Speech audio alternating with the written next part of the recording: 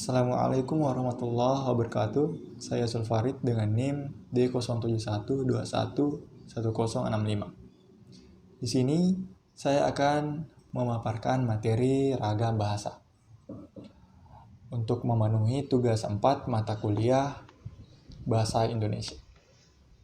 Terlihat bahwa judul dari pemaparan materi saya yaitu ragam bahasa.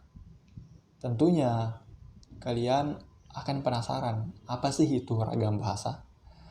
Nah, ragam bahasa adalah variasi bahasa menurut pemakaian yang berbeda-beda, menurut topik yang dibicarakan, menurut hubungan pembicara, kawan bicara, orang yang dibicarakan, serta menurut medium pembicara. Itu adalah cetusan pendapat dari Bashman.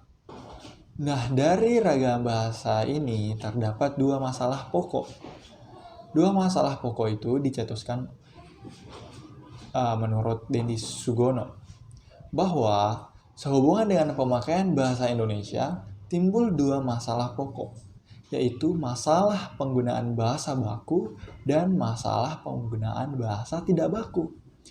Dalam situasi resmi seperti di sekolah, di kantor, atau di dalam pertemuan resmi digunakan bahasa baku. Sebaliknya, dalam situasi tak resmi seperti di rumah, bertemu dengan teman, maupun di pasar, itu digunakan bahasa tidak baku. Lalu, bagaimana sih ragam bahasa ini muncul? Nah, ragam bahasa muncul karena latar belakang kebudayaan, latar belakang sejarah, maupun letak geografis. Akibatnya, muncul berbagai variasi bahasa Indonesia. Ragam bahasa memiliki berbagai jenis yang dibedakan berdasarkan 3 hal, yaitu cara berkomunikasi, cara penuturan, dan topik pembicaraan. Nah, dari hasil penelitian mengatakan bahwa jumlah bahasa dan subbahasa di seluruh Indonesia mencapai 546 bahasa. Nah, ini adalah macam-macam ragam bahasa dari berdasarkan 3 hal tadi. Yang pertama berdasarkan cara berkomunikasi.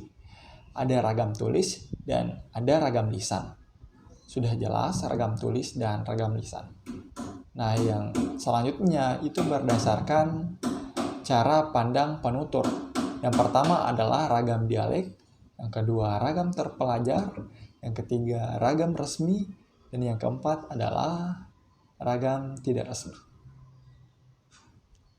Nah, apa sih itu ragam dialek?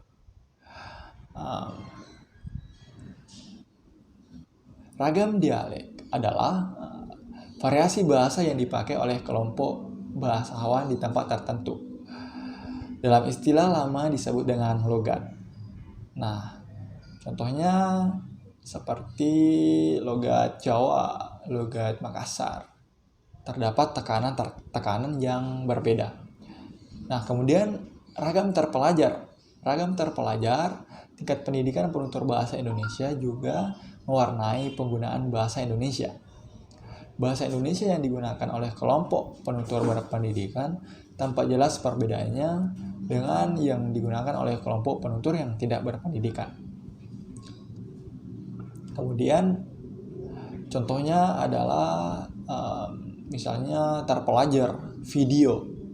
Nah, yang tidak terpelajar misalnya biasanya mengatakan video. Kalau terpelajar juga biasanya mengatakan film, ya kan?